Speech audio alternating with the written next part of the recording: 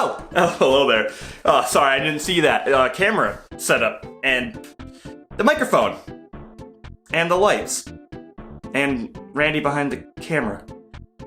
Alright, cool. So, you know what this reminds me of, though? This reminds me of the time I used to do YouTube videos. Those were the days. But I swore I was giving up that life. I wouldn't do another video until someone threw a ball of paper with a video title on it back from off camera into me. And until that day comes, I'm just not doing it. I ain't doing it. Randy, that's your cue. Oh. Yeah. Did you put the title on it? Are you kidding me? I told you to write the video title on it. Video game soundtracks. Good. Well, I'm glad you followed the script. Video game soundtracks. Yeah. Okay. So yeah, video game soundtracks. So this isn't going to be like a top 10 necessarily, so don't get caught up on the list too much and the number, but this is just 10 soundtracks I think are awesome in gaming, and I'm sure there'll be follow-up videos to this at some point in the future. But sit back, relax, and enjoy some awesome music coming up. Video game soundtracks. Good.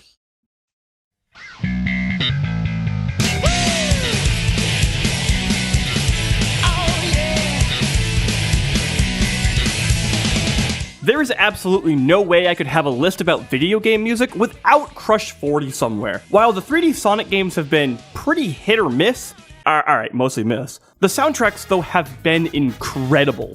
Sonic Adventure 2 though is the epitome of the 3D Sonic music for myself. Tracks like City Escape, Metal Harbor, Pumpkin Hill, Meteor Herd, these are all so varied and addicting. I kind of went through a bit of a pretentious phase with video games and their music when I was around the age of Sonic Adventure 2 Battle's release. Alright, yeah, right, I'm still pretty pretentious about games, but whatever. But I vividly remember Sonic Adventure 2 Battle on the GameCube changing my view so much. It was at this time that I fully accepted that video game soundtracks could actually be awesome, both in and out of game. And of course, Live and Learn, the song that defined a generation and might just be one of the most iconic Sonic songs of all time.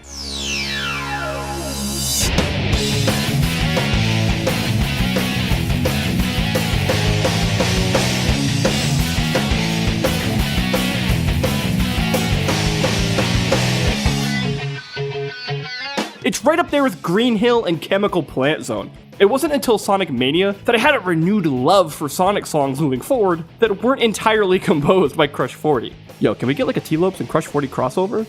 Does that exist? Do I not know that that exists? My body might not be ready, but I think I'm willing to take that risk. Holy crap, it's real! And it's awesome? Oh, well now I gotta buy Team Sonic Racing.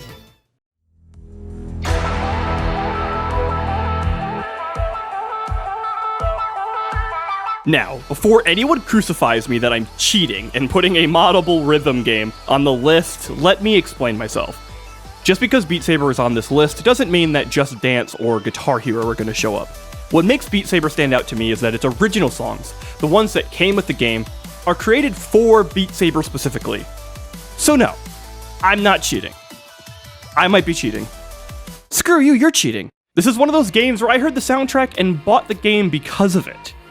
Oh wait, I'm sorry, did I say I bought the game? Oh wait, what I meant to say is infinitely more stupid and irresponsible. After listening to the soundtrack on and off for a couple weeks, I purchased a $400 VR headset just to play Beat Saber. All because of the soundtrack. And just to make this even more insulting to myself, it's not the only VR game I have.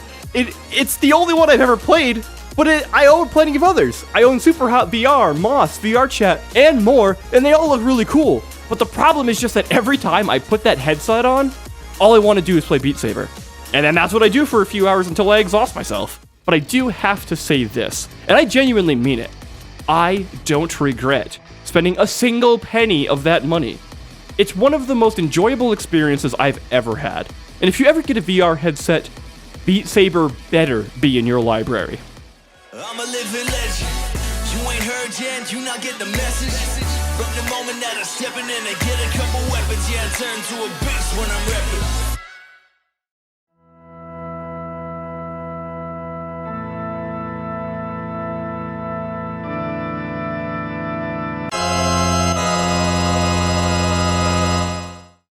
Welcome to Final Fantasy VI, a game I didn't play until I was in high school and over a decade after it had initially released. This was nowhere near my first Final Fantasy title either.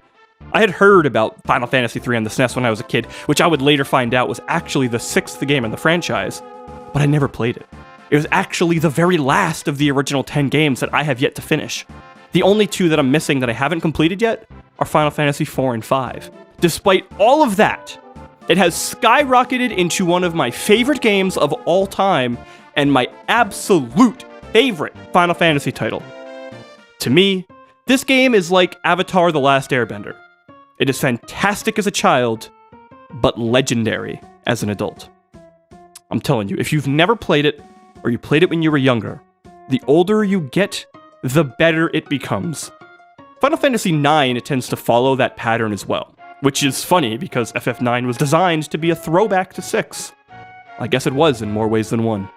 The atmosphere of this world, it always feels so tense and unnerving.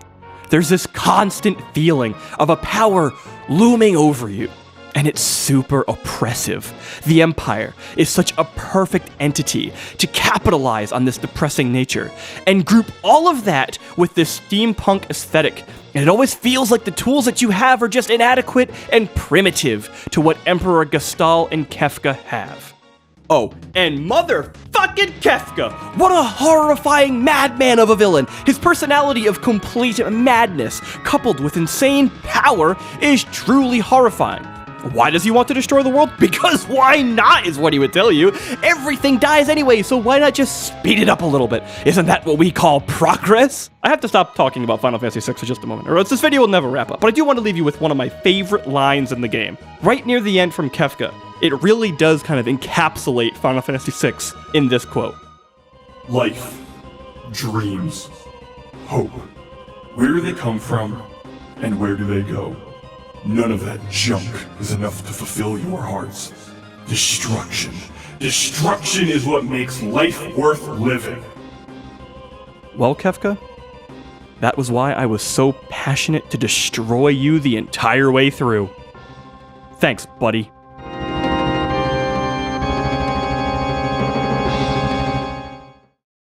Welcome to The Witcher 3, one of the greatest video games of all time that's earned more Game of the Year awards than I've had heartbeats. And quite frankly, it's deserved. The Witcher 3 is the final entry in a line of titles that went from to, yeah, okay, alright. And finally to a game so good that I'm sure people sold their spouses and children in order to play just a few more minutes. It's not too often that the entirety of gaming rallies behind something so good that it's larger than life. While it might not be considered the greatest game to everybody, I have yet to hear someone claim they didn't like it or that it was bad. I'm sure this will eventually happen in a few years' time, but for now, CD Projekt Red is the king of gaming. The Witcher is officially in the realms of Half-Life 2, Ocarina of Time, and Final Fantasy VII. I don't want to spend too much time on this game since it's still so fresh in our minds even years later. Ever since the moment that I heard the theme song, which is called Sword of Destiny, I was beyond excited.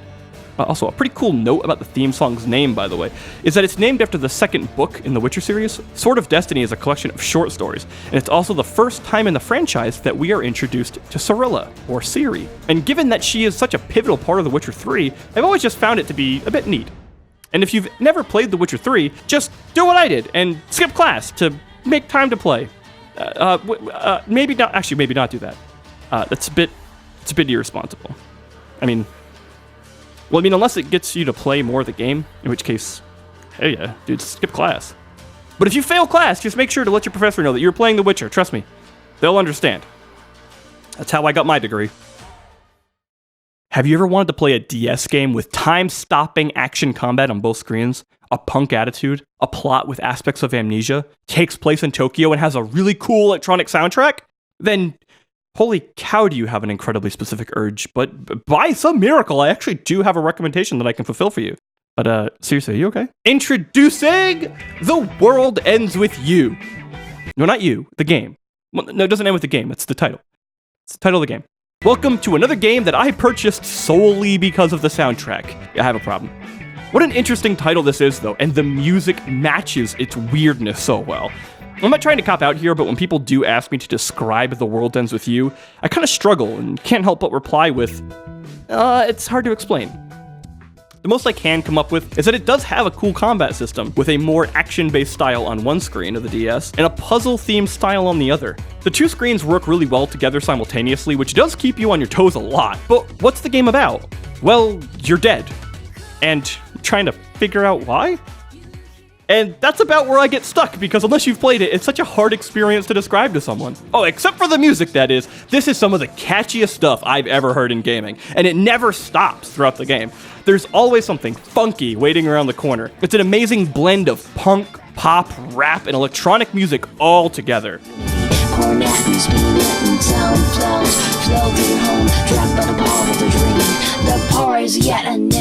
In a lot of ways, the soundtrack to The World Ends With You reminds me a lot of Jet Set Radio. And that's what we call a transition, boys!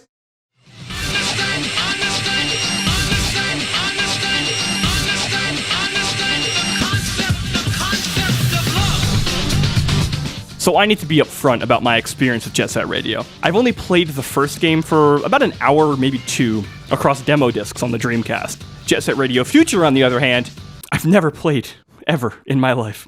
Yet I'm gonna put its soundtrack on here, because I've listened to this soundtrack more times than I could possibly count. And if that's not a compliment to a game's OST, I don't know what more praise I could give it. Jet Set Radio Future is the sequel to JSR, and having listened to both soundtracks endlessly, Future does win out to me by a slight margin. Some of the tracks are carried over from the prequel, but there are so many incredible new titles. Just a couple standouts from the soundtrack are Fly Like a Butterfly, Funky Dealer, Oldies But Happies, Technopathic, Rock It On, and the most addicting of all to me, The Concept of Love. So despite not having ever played Jet Set Radio Future before, I think I have experienced a little bit of what it might feel like. I do still play Overwatch quite a bit, and every single time I play Lucio, I make sure to throw some Jet Set Radio soundtrack on and just ride around to the beat of Concept of Love or something and start jamming out.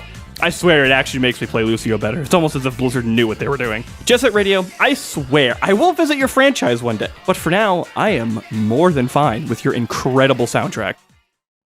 Do you have those games that become your go-to when you have nothing else to do? Maybe just need to kill a few minutes, or don't have anything in particular that interests you right now? My current example of that is Overwatch. Sometimes it's just 5 minutes messing around in the training range, just making sure I can keep fresh in order to get some nice trick shots on Widowmaker, or maybe it's enough time for a few matches before I get around the door. That's my current day solution, and I've had plenty in my life. But for around a 3-year period, essentially my sophomore through senior years of college, that game was Megaman X.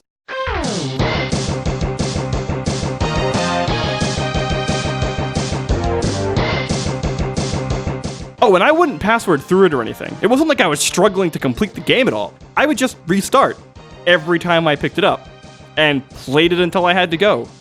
Until I thought of something I wanted to do, or I beat the game again. Gameplay was clearly one of the factors that kept me coming back to it, but the soundtrack was practically just as much of a reason. When every single part of the game just feels epic, that's when you know you've made a good game. It would go from the title screen to the opening stage to Storm Eagle's level, and of course, the Spark Mandrill theme.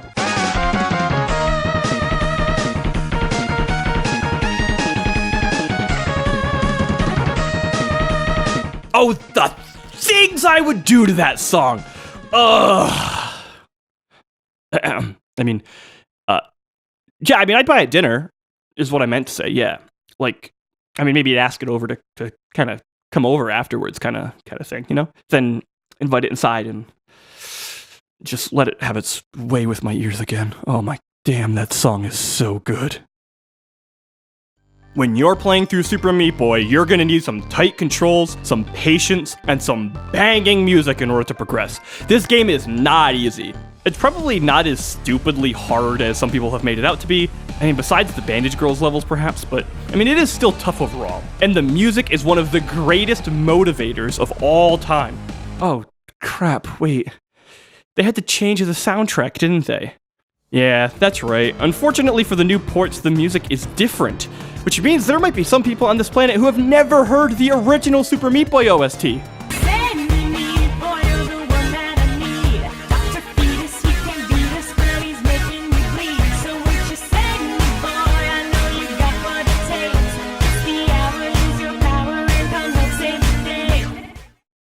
So there are a few games I actively try to talk about when I can. Some of these might include The Legend of Dragoon and Guild Wars. However, I decided to pass on talking about them for today, in order to talk about a different title. Well, wait, actually I kinda did just talk about those games today by bringing them up, so... I guess what point did I even make? Bastion!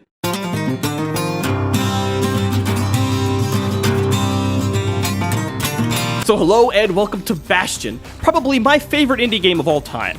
I have kind of an interesting story with this game, actually. The year it came out, I had just started moving, and all of my gaming consoles were stuck in a storage unit. However, of course, something bad has to happen. Hurricane Irene had hit my town, and quite a few people were without power and internet for weeks. Some people even months.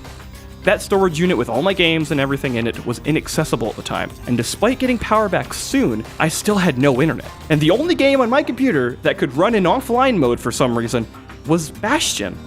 So I played it. Over. And over. And over for weeks. I beat the game more times than I can count, and I just kept trying again and again to beat it with all of the shrines active. Essentially the game's scaling hard mode. Despite having no other choice but to play Bastion though, I had so much fun, and it really changed a crappy time into one of the greatest weeks of my life. Come build that wall up to the sky. Oh, and Build That Wall by Darren Korb? Oh yeah. That song has won a bajillion of awards, and it deserves every bit of praise it could possibly get, even just as a song on its own without the game. But combine that with the level when this song does show up, and it's one of the greatest levels ever made. Thank you, Supergiant, for this masterpiece. I cannot wait to see what you bring in future. We'll be there before too long. So as a game as a whole, I actually prefer Bastion to this next entry on the list. However, the soundtrack to this game is next level, dude. It's so above and beyond anything else. If you like RPGs even a little bit, you owe it to yourself to play this experience that is Undertale.